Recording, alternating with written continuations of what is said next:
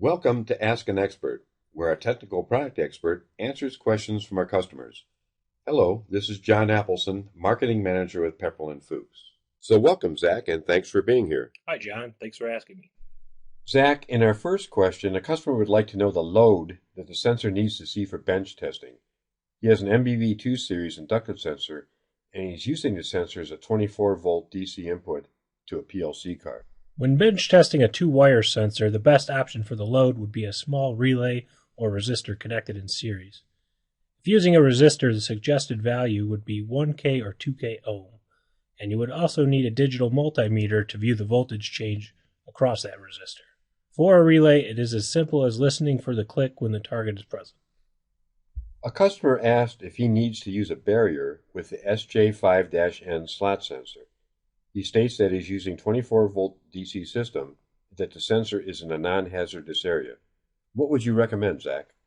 Even though the SJ5-N features a more output, it can also be used in a non-hazardous area without a barrier.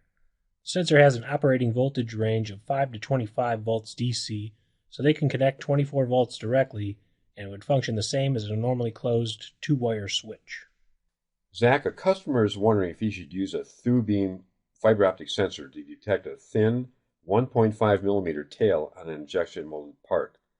His thoughts are that using a small diameter fiber optic head would be best, as it allows for the most accurate detection.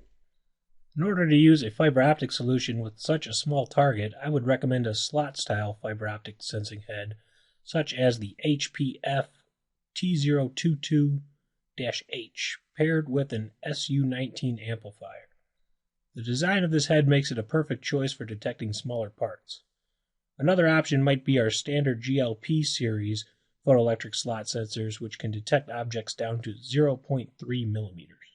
This next customer would like to know if the electronic components inside the VBA circuit board module are epoxy encapsulated or environmentally sealed from the elements, and whether moisture can come in contact with electronics.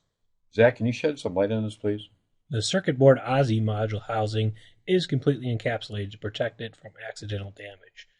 It also offers the lowest profile, sitting at only 27 millimeters high, including the removable terminals.